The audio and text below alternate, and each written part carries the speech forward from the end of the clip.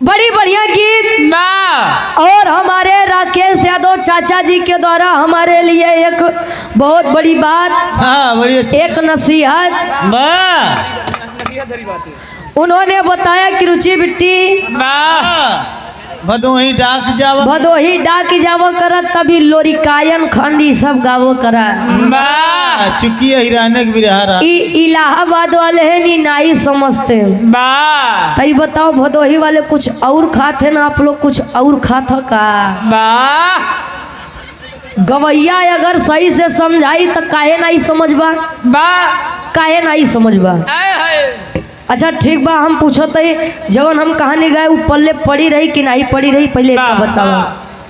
अब वो हम खड़ी हो जाई लगी गावे राम जी गए वन में आई सुपंखा जी प्रेम प्रस्ताव लेके लक्ष्मण पहुंचा नाक कान काट ले, लक्ष्मण जी उनकर नाक कान काट ले, ओकरे बाद गए तो युद्ध भवा, लंका जीत के आए, अयोध्या में साम्राज्य चलाए, महाभारत में युद्ध भत कर्ण का लोग धोखे से मार दे।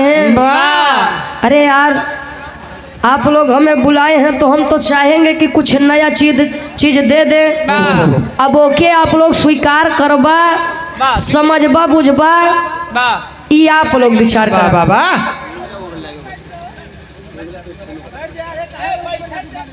सतीश कुमार लैब टीचर है, स्वर्गीय महादेव पाल जी बहुपुरा की पावन धरती से, भगवान उनको स्वर्ग में ऊंचा स्थान दे और पूज्य महादेव पाल बाबू जी के स्वर्ग में ऊंचा स्थान मिले और आत्मा को शांति मिले। ए भैया अच्छा जे बाबू भैया लोग हमारे बिरहा सुने हुए हैं, ए बड़ा भैया थोड़ा सा शांति बने रहा भाई। हेलो जे भैया बाबू लोग हमारे बिरहा सुने हुए हैं तो मैंने ये नहीं कहा कि राकेश चाचा आप मेरे इस कहानी का जवाब दीजिएगा। मैं खुद कहती हूँ भैया कि मैं जवाबी कलाकार नहीं हूँ, मैं मुंह नोचने वाला काम नहीं करती हूँ। बिरहा में अपने पब्लिक से गाती हूँ, पब्लिक मेरी खुश, मैं गवैया को खुश करके क्या करूँगी। गवैया तो देखा था कुछ तो ठीक है, कुछ तो प्रोग्राम में कटावे के चक्कर में पड़ा तो है। आजकल ज्यादा होत बा प्रोग्राम लिखावे के भैया वो 10,000 में आवत, हम 5,000 में खिले चले जाओ। ए भैया ये खातिर हम गवैया के खुश कह के का करबे। हालांकि मैंने कहानी गाया कुबई दादा के लइका वीर लोरी के लइका वीर अभोरिक, अब वीर अभोरिक और केवला पतिया के बीच में एक लइका जेकर नाम शिव भोरिक। मैंने कहानी शिव भोरिक पर खत्म कर दिया, लोरी का पिंडदान कर दिया। हमारे चाचा खड़े हुए, देखा जवन बात सही बात वो सही लगे थे आप लोग समर्थन करिए। चाचा हमारे खड़े हुए, उन्होंने कहा देखा हमारी बिट्टी जहाँ से गायब पहले हम ओकर जवाब दे गई। अब बताओ ससुर हम ओकर बिरहा गाय चुके, लोरी जी का पिंडदान करवाई दे, अभोरी के बियाह होई, अभोरी के बियाह करवाई दे, साथे अभोरी के खिलड़कियों जन्म ले ले। अब चाचा हमारे कहन की बिटिया जब अभोरी पिंडदान कह के लौटन तो कहानी एकदम हुई के बाद भाई साहब हम खुश हो गए। आज हमका हमारे कहानी के करे आगे कहानी पता हुई। अब हमारे चाचा गावे लागे लोरी का संवरू कहानी, सतिया के बियाह कर देना भोरी के संगे, सतिया के बियाह कर देना भोरी के संगे, यानी दादी के बियाह नाती के संगे होगी। ए भैया अच्छा अब ये भी तो सोचने की बात है, सोचिए वो लोरी के समय की थी, लोरी का बेटा 21 वर्षीय हो गया तो सतिया बेचारी बुढ़ाई ना होकर जवानी रहे। अच्छा बियाहो करवाए तब भोरी से। खैर हमारे इतनी क्षमता नहीं बा कि हम आपके बिरहा में टिकट टिप्पणी करिए। ये कवि की खोज है, जहाँ न पहुँचे रवि वहाँ पहुँचे कवि। अगर कहानी ये करे आगे से चलत तो शायद शिव भोरी के चलत, फिर भी मैंने जवाब नहीं मांगा था। फिर हमारे संचालक महोदय का एक आदेश था कि कोई सामाजिक गीत हो जाए। सामाजिक गीत के रूप में आपने सती नर्मदा जी की कहानी को व्यक्त किया। सती नर्मदा जी की कहानी आपने व्यक्त किया। तो आप लोग के जाना था उन नदी के नाम सोनभद्र बा। उ ब्रह्मा जी के बाई आंखें से सोन और दाहिने हाथ से दाहिने आंख से भद्र निकला रहा। और सोनभद्र नदी एक ऐसी नदी है जवन पुल्लिंग में आवत है, जेका पुरुष जाति का थे। बाकी जितनी नदी बा वो स्त्रीलिंग बा। हाँ हो। एक स्वर्णधारा नाम की अप्सरा थी। ब्रह्मा जी घोर तपस्या में बैठे थे तो स्वर्णधारा नाम की जो अप्सरा थी उसकी भी दिली इच्छा थी कि वह स्वर्ग जीते जी देखे। ब्रह्मा जी के पास गई तो लागे नाचे कूदे बेचारी। रात मेरी ढिंचक लड़ गई। रात में ब्रह्मा जी के काने में जब वो कर पायल के आवाज का गुस्सियाई के उठे, अबे मेरी इतने दिन की तपस्या तूने खराब कर दी। पायल की आवाज से अब ब्रह्मा जी तो मूड है उनकर श्राद्ध दे के वो जाए के बैठ के कहा बस स्वामी मरत हब हम वैसनो जाब, लेकिन हमका कुछ ऐसा वरदान दे दे कि जाए के बाद हमारो नाम होए। तो सोनभद्र नदी के नाम लोग स्वर्णधारा भी कहते हैं। ए भैया खैर गुरुजी, अब तनी से आप लोग विचार कैला कि हम भक्ति प्रसंग से विरहा सुनाई दें कांड करी कि कांड गाई या सामाजिक विरहा गाई। एक विरहा हो लेकिन आप लोगन के मर्जी से हो जाए। जैसे आप लोग आदेश करें।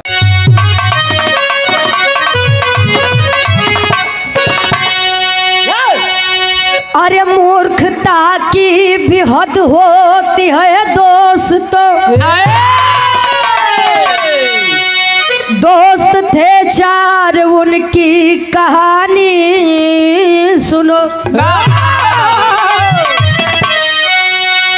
अरे पंडित जी कहते कथा ताव से, अरे यादव मिलावे हई दूधवा में पानी। पाल मौलवी पंडित यादव के संग कहे आव चली मेला लागल बाबा।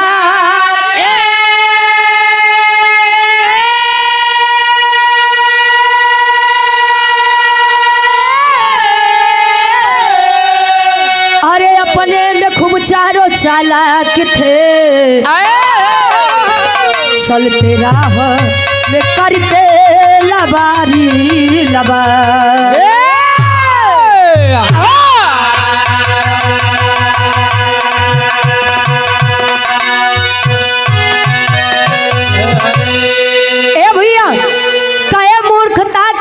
होती है दोस्तों। दोस्त थे चार उनकी कहानी सुनो। समाज में दो प्रकार के पागल रहा थे। एक पागल जिनको भगवान स्वयं करके भेजते हैं वहां से, और एक पागल वो जाना थे सब लेकिन वो बना थे जेका कहा थे बंतु पागल। पंडित जी कथा ताव से कहा जन्म करा था पंडित जी हरेंगे काम यजमान 50 यहाँ। ए भैया यादव जी अच्छा जब सही डेयरी खुल गया राकेश चाचा जान ला यादव बिरादरी वाले के ऊपर बड़ा आफत ही आई गई। आफत ही आई के बाद पहले आधा लीटर दूध में 1 लीटर पानी मिला के बेच दे। अब क्यों पूछे कस यार पैसा बराबर लेता तोरे दूधे में पानी ज्यादा आवत बा कहाँ अब का करी। राजू भैंसियत मोर तालाब में घुस के पानी पी ले रहे। अच्छा भैंस पानी ज्यादा पी ले। स्वामीनाथ गुप्ता जी लड़किया के मामा गुप्ता टेंट हाउस बहरिया प्रयागराज से हमारे गार्जियन जी के द्वारा सुंदर माला और 500 रुपये आशीर्वाद के चाह रही। प्रताप सिंह पटेल जी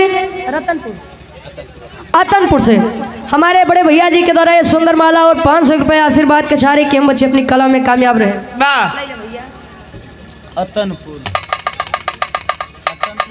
ए भैया लेकिन काका जब से डेयरी आई गया ओ मगर 50 ग्राम दूध में पानी मिलाई के जाबा वो डेयरी तुरंत बताई यादव जी आप तो काम गड़बड़ कर दिए हो। हाँ इतना पानी मिलाई के फैट तुरंत कम बताई। तोहार फैट कम हो गया। ए भैया पाल जी, मौलवी जी, यादव जी, पंडित जी, 4 जाति के लोग रहे और चारों जने में बड़ी घनिष्ठ मित्रता रहे। ए भैया, पंडित जी हमेशा अपने आप का लगावे कि भाई हम बड़ जात के आदमी, हमार राज तीनों के ऊपर चली। एक दिन यादव जी से कहने, यादव जी, ए यादव जी, का बैठा है राजू? गांव के बगलिया जवन गांव बा, वह गांव में एक बहुत बड़ा बरियार मेला लगा बा। कहे तब कहना चला तनी घूम आवा जा। काफी समय बाद अपनों चारों जने मिला है। चला चल दिए। चलते चलते शाम हुई, एक जंगल मिला, पंडित जी के लाग भूखे। पंडित जी कहने, यादव भाई अब बिना कुछ खाए पिए आगे न बढ़, आगे नहीं बढ़ब। कहन तब कहने काम करा, तू दूधे के व्यवस्था करा, पाल जी, मौलवी जी, तू चाउर और लकड़ी के व्यवस्था करा। अच्छा व्यवस्था कई क्या है? तो पंडित जी कहने ना सारो तीनों छूत अब वही लगी है बनावे, तो उल्टा सीधा करी है। एक काम करा, तू लोग बैठा, हम बनावत है। खीर बनावत है ना, खीर काका इतनी बढ़िया बन गए। प्लेट जब हटाए, खीरी के खुशबू जब नाक के अंदर गया, खुशबू, अरे खुशबू के मतलब लड़की नहीं यार, सुगंध। सुगंध महक जब नाक के अंदर गई तो पंडित जी का ईमान डोल गया। कहे कि अब कुछ भी हो जाए, खीर पंडित अकेले ही खाएंगे।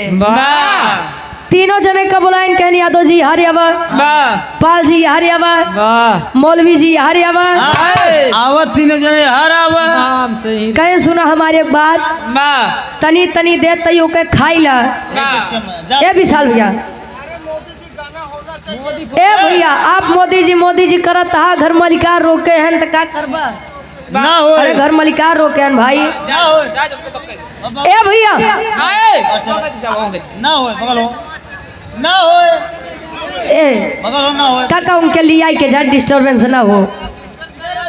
अरे नहीं गाऊ भाई, अरे हमार मन नहीं गाऊ भाई, ना गाओ, आगे बोलो, ना गाओ, हटो वहाँ से। भाई हम तोहार 20 रुपया पाई के हम लगेगा वो घर मालिकार साहब यहाँ में कह दे बंद करा तो चालू करवा दे। ए भैया कहानी से भटकी है मत। अब पंडित जी एक दिमाग लगाओ तेन, अब वो दिमाग छोड़ा, एक लाइन कवि जी गजल के भाव में लिखा तेन, कोनो हमरा ही अपने परवरदिगार अल्लाह से कहे। का कहे? एक लाइन कवि जी लिखा थे,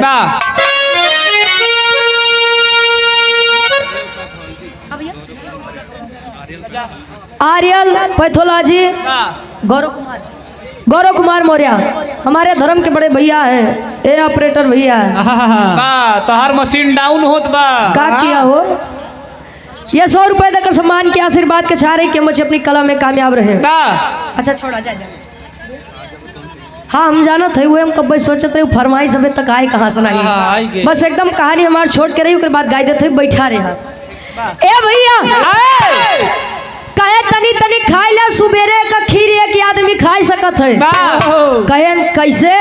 कहे राती में सूता मतलब सोवा, और राती में जैसे सबसे बढ़िया सपना देखी, सुबेरे पूरी खीर हुई के दे दे। भाई पाल जी खाए के सो गए, मौलवी जी, पंडित जी, लेकिन अहिरे के लड़का खाए पिए में बड़ा शौकीन रहे। यही के पेट गही। एक बार बेचारा यार करवट फेरे एक तरफ यार, और तब ले करत का एक लाइन गीत लगत बा, हिंदी दुनिया वाले ने गाया। अब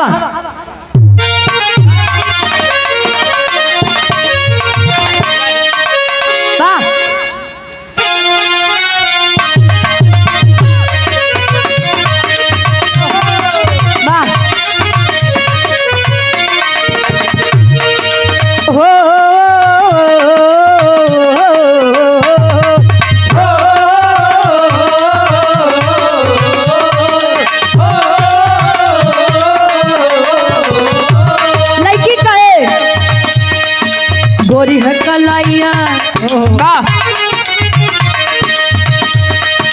गोरी है कलाइया, तुला दे मुझे हरी हरी चूड़िया। गोरी है कलाइया, गोरी है कलाइया,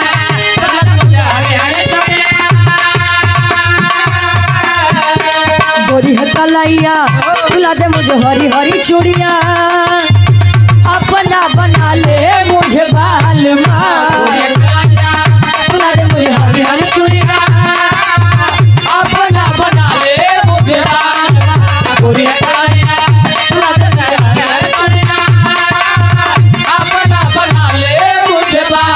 लेकिन नींद यादव को न आए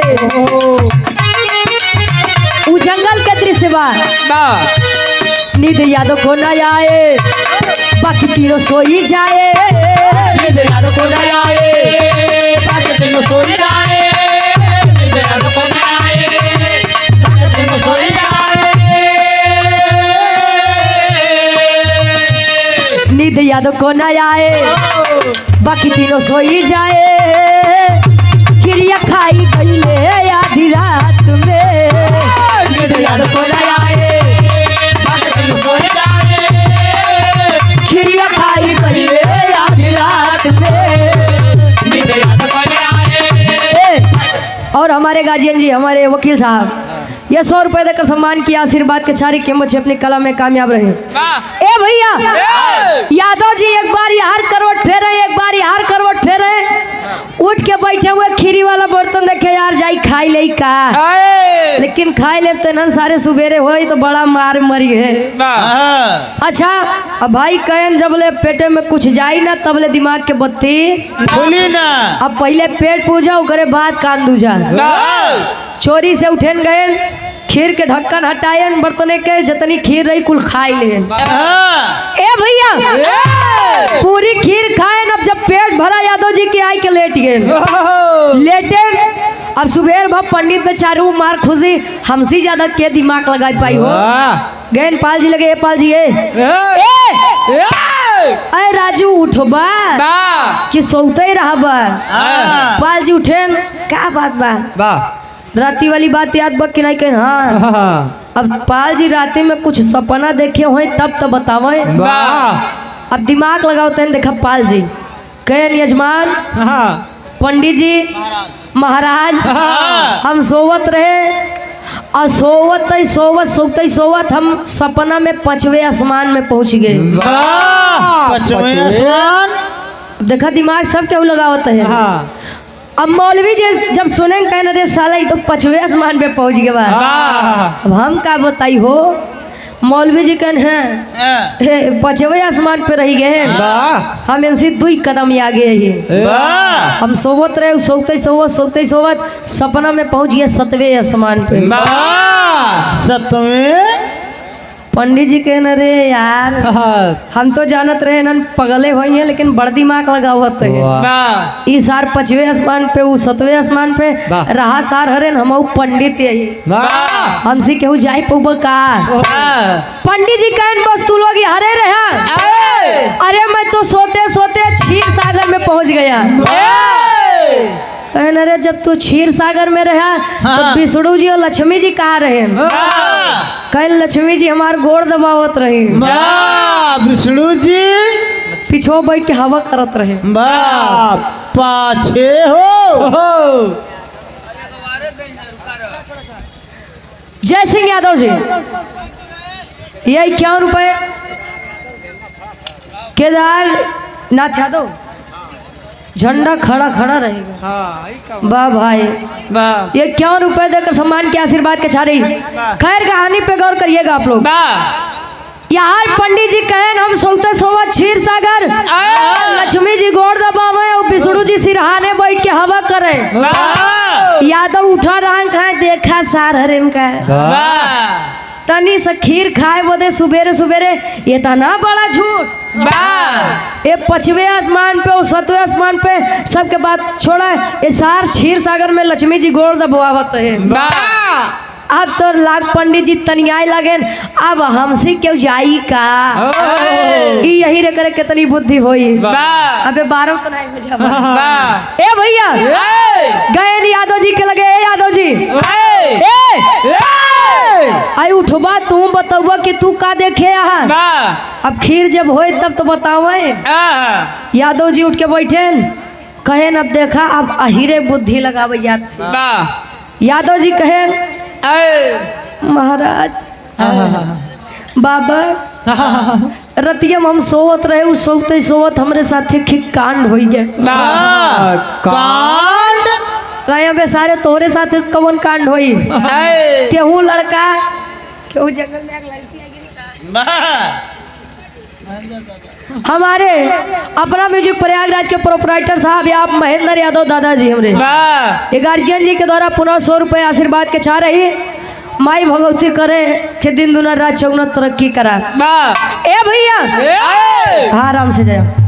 अच्छा जब यादव जी के तनी बतिया सुनन पंडित जी कहें बताओ का भर तो बतावत है एक के शादी ब्याह में हमारे काकी दाई लोग गारी गीत कहा थे। गारी दुए जगह की अच्छी लागत है, एक तो सरकारी और एक तो ससुरारी। सरकारी गाड़ी पहिए जब दरोगा साहेब भरे दी है तो वो क्यों से नहीं बताई है। और जब गाड़ी हो लागत ससुरारी वाली तो मुस्कियात रही है सुनत रही है। वो लोग गाँव थी कैसे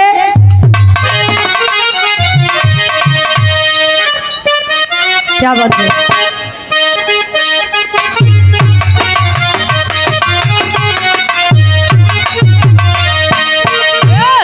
अरे खतियाई गयो खतियाई गयो शहरी बनारस से खत आई गयो खतियाई गयो ओके तनी आगे अब वो जौनपुर वाले गाँव थे। अरे सुई डोली गई कलाई बिछे घड़िया मेरे सुई डोली गई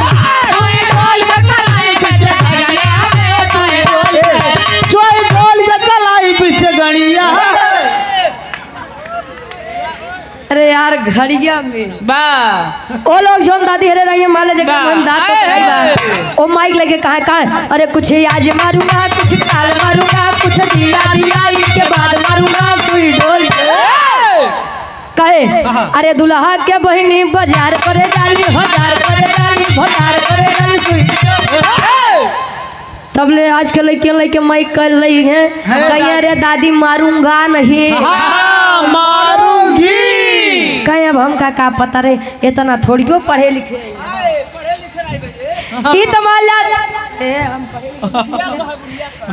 धुन तर्जबा लेकिन यादव जी अब अपन दिमाग लगाओ तन पंडित जी से एक बात कहे का कहे अरे भेटाईगा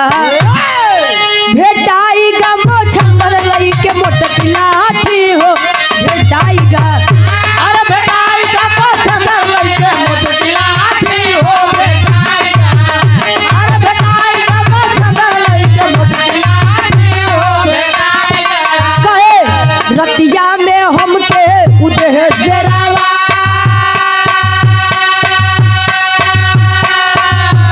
अरे कहा कि खिरिया न लेत्या हो अरे रतिया में हमके उदे जरावा कहा कि खिरिया न लेत्या हो भेटाईगा मोछंगर लई के मोटकी लाठी हो भेटाईगा कहे रतिया में हमके उदेश डरवाए आ कहा कि खिरिया न लेत्या हो खाए। ए भैया कहे रतिया में हम सोवत रहे हमारे सपना में एक पहलवान मोटा ताजा एकदम करिया मोछी पताव दी है लई के लाठी खड़ा कहे तब कैन राती में हमका बड़ी हमार दुर्गति करे कवन दुर्गति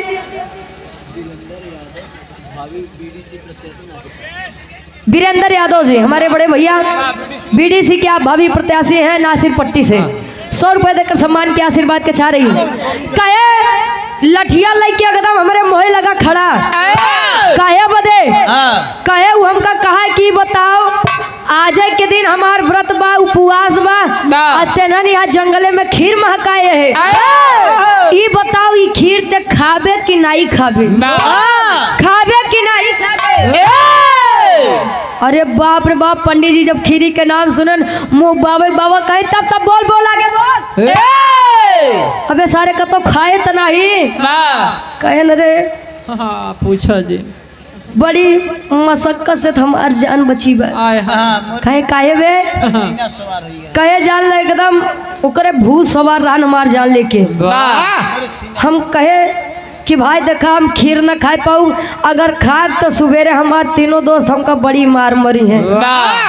और कहेस कि अगर सारे न खाबे तो तोहार राती में हम स्कुटाई करबे। हाँ, लाठी देखा था न करिए। ऐस मारब हाँ ऐस मारब। हाँ कभो मरवाए न होगा।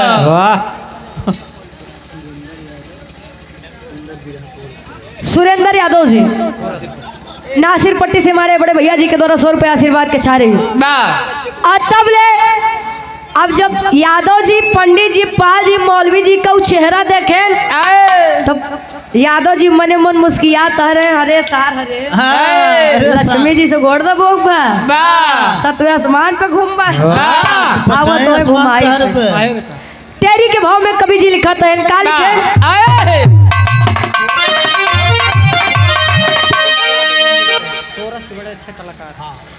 सुरेंद्र यादव हमारे भैया जी जो कि कोरस के बहुत ही सुंदर कलाकार हैं।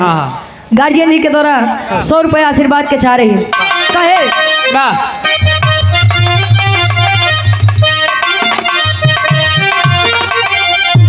चतुराई चारो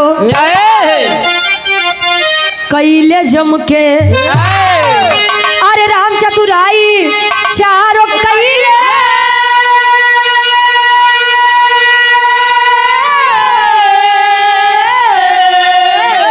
चतुराई चारों कैले जम के। चली ना अहिर के सामने पंडित के पंडिताई पंडिताई पंडिताई। पंडित भाई डर के मारे हम कुल खीर खाई ले। जब पंडित जी इतनी बात सुने तो लगे बिगड़ कर बेसारे कैसे पूछ के तो खीर खाए ई बताओ जब राती में तो का डरवावत रहन का हम तीनों जने मर गए रहे। बगली लेटर है उठाए काहे नहीं। यादव जी कहे ना पंडित भाई तू गलत ही बोला थे गद्दारी करबे। अब जान ले हमार तोहर रिश्ता ही से टूटे। कहे का गलत बोलत है बोल। हमरे बिरहा के आखिरी गीत लगत बा खाटी इलाहाबादी तर्ज।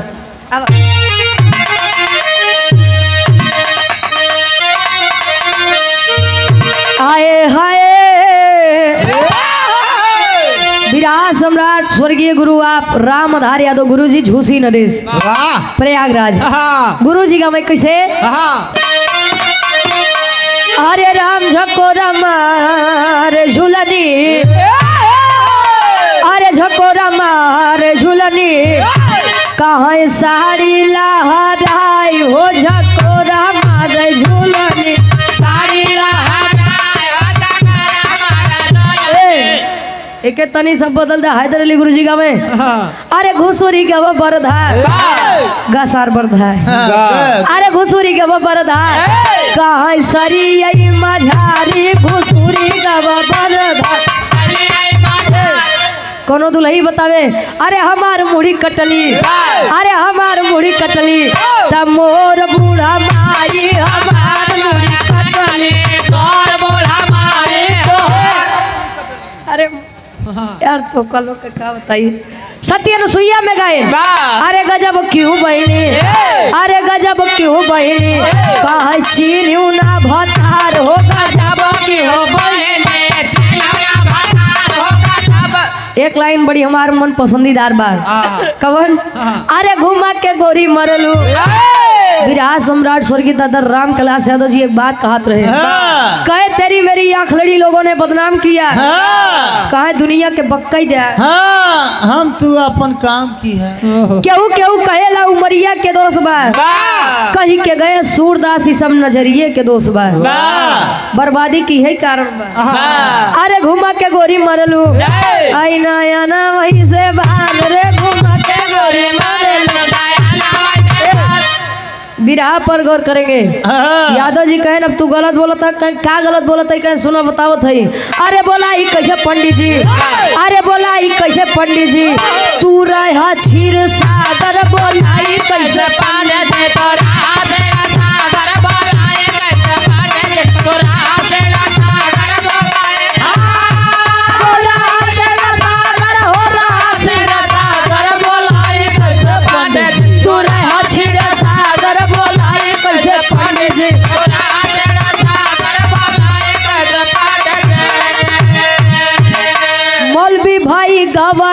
सतवे आसमान पे मौली भाई जावा रहे सतवे आसमान पे। वाह। मौली भाई जावा रहे सतवे आसमान पे। पाली न आए पानी फिर गया रमान पे फिर गया रमान पे हो, फिर गया रमान पे। वाह। फिर गया रमान पे हो, फिर गया रमान पे। अरे तोहर सेवा करत रहली ए पंडित जी तोहर सेवा करत रहली लक्ष्मी नटनागर बोलाई कैसे पंडित जी पूरा छेड़ा सागर बोलाए कैसे पंडित जी। पूरा छेड़ा सागर बोलाए। रहा छेड़ा सागर हो, रहा छेड़ा सागर बोलाए कैसे पंडित जी पूरा छेड़ा सागर बोलाए कैसे पंडित जी। पूरा छेड़ा सागर बोलाए कैसे पंडित जी। अरे बोलाई कैसे पंडित जी तू रहा क्षीर सागर अबे पंडित जी तू ही तो कहा कि रतिया में हम क्षीर सागर गए रहे और लक्ष्मी जी हमार गोड़ दबावत रहे विष्णु जी हवा करत रहे कहना 6 साले चल ठीक है मैं नहीं था ये दोनों कहे अरे मौलवी जी बताएं कि 7वें आसमान पे पाल जी बताएं कि 5वें आसमान पे बड़का मित्र बनत है बड़का दोस्त बनत है जब तीनों जने हम कहीं जंगलों में छोड़ के आसमान घूमत रहा तब का तो का हमारे याद नहीं आवा कि यादों बेचारू के लिए आई चली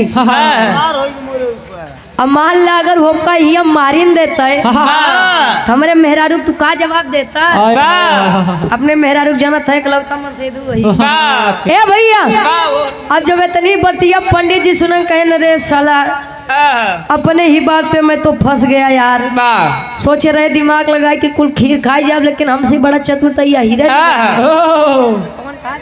बजे खुलत है ए भैया पंडित जी मौलवी जी पाल जी तीनों जने मुंह झुरवाए तब ले पाल जी मौलवी जी लगे गरिया हुए पंडित जी के जा सर नहीं अपनो तो खाया नहीं हमका लोग का खाई दिया लकड़ी तोड़वाया ऊपर से अरे खाए लिए वही कम से कम हमारे पेट भर रहते आज के बाद सबके बात मान लो लेकिन पंडित भाई तुहार बात नहीं माना पंडित जी का जयदा गरिया हुए पाल जी कहाँ भाई देखा गरिया हुए मत जान ला भैया लागत बा पुरोहित है ए भैया अब तीनों जने अपन अपन पेट पकड़ के बैठे थे तब ले आल्हा के भाव में कवि जी प्रमाण देते हैं प्रमाण दिए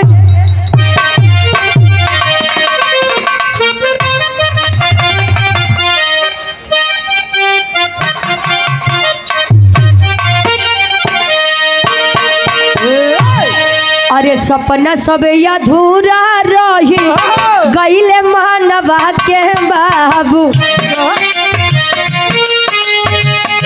खाई गाय अकेले आहिर पूरा जेवना रतिया के सपना में घुमलिया समनवा बाबू खत्म हो गया खाना सब भइले लाचा पंडित बोले रतिया पहले ना भोजन याद सोची सोची माना में बहुते पछता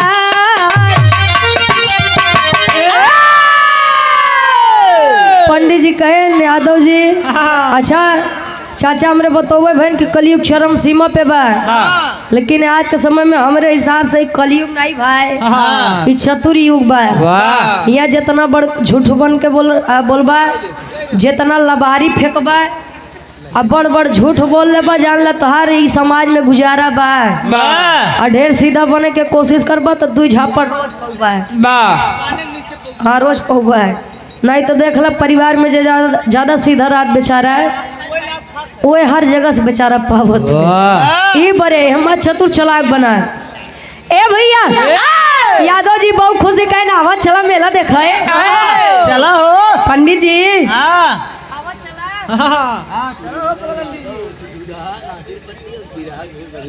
सुरेंद्र यादव उर्फ दुदहा बिरहा के बहुत अच्छा टेरी करथिन भैया हमारे पोरस वाले। वाह नासिर पट्टी से हमारे गार्जियन जी के द्वारा पुनः 51 रुपये आशीर्वाद के चाह रही कहे आवा चला। पंडित जी कहें हाँ सर तू तो खाए ना बड़ा चौड़ियात है रात में सही भोजन ना की है तनी तनी खाई ले अब भूखे पेट मेला ओला कहे ना ना चला देखिए अब कहे नहीं भाई अब हिम्मत नहीं बा। इस कहानी का मतलब इस कहानी का संदेह क्या है जानते हैं? अब खड़ी के भाव में आखिरी भाव कवि जी बताओ थे कैसे? खड़ी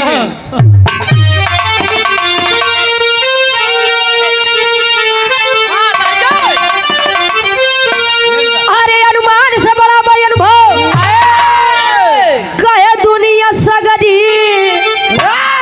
अरे अनुमान से बड़ा भाई अनुभव कहे दुनिया सगरी पकड़ी पेटवा के दैले तीनों घर के डगरी पकड़ पेटवा के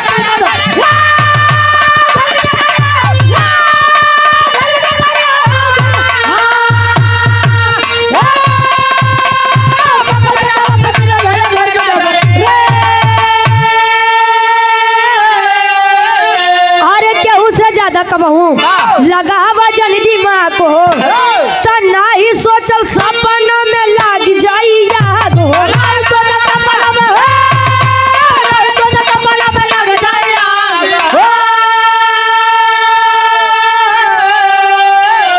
अरे घूम के लौटे चारो अपने घर के नगरी तब पकड़ी पेटवा के दैले तीनों घर के जगह।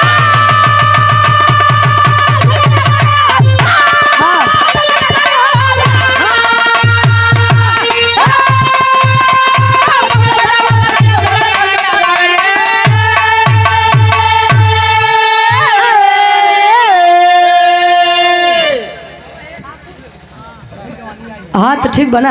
आदरणीय हमारे गार्जियन जी वकील यादव जी हमारे गार्जियन जी के द्वारा पुनः ये 50 रुपये आशीर्वाद के चारे कि हम बच्चे अपनी कला में कामयाब रहे। कहे अनुमान से बड़ा भाई अनुभव कहे दुनिया सगरी पकड़ पेटवा के धैले तीनों घर के डगरी। अनुमान लगाना बड़ा आसान होता है। अरे जानत है तू कितना पानी में बटा है जानत है तू कितना दूध के धोआ है। अनुमान लगाना बहुत आसान होता है लेकिन अनुमान से बड़ा अनुभव होता है। जरूरी नहीं वक्त कि तुम्हारी उम्र 70 साल के बाद तो तू सब चीज का ज्ञानी हो गया है। जरूरी यह भी है कि शिक्षा दीक्षा से 20 साल 22 साल 25 साल का बच्चा भी वहां तक पहुंच जाए जहां आप 70 साल की अवस्था में भी नहीं पहुंचे हैं। समय जानते हैं सभी को देता है सभी समय का आता है लेकिन केहू चैतन्य रही के उस समय के फायदा उठाए ले जाते हैं तो केहू आलस के कारण सोई के उस समय गवाई देते। हमें कभी भी दुश्मन को मिट्टी का पुतला नहीं समझ अरे तू 10 हाथ मरबो 2 हाथ तो मरबई करी बराबरी हो जाएगी। और जैसे पंडित जी पाल जी मौलवी जी तीनों जने दिमाग लगाए लेकिन का भाई यादव जी लग गए ना अनुमान लगाए रहन के अहिरे बुद्धि 12 बजे खुलत है लेकिन 12 बजे रतिये पानी मिले देते अहिरे तो झटका दे विकास यादव जी आरा की धरती से जो कि बीडीसी पद के आप भावी प्रत्याशी हैं 100 रुपये और 100 रुपये वीरेंद्र यादव जी नासिर पट्टी से हमारे बड़े भैया बीडीसी के आप भावी प्रत्याशी हैं 100 रुपये देकर सम्मान किए। यही मेरे कहानी का संदेश है कि अनुमान से बड़ा अनुभव होता है। आखिरी में खानदान के परिचय बागुरु जी कैसे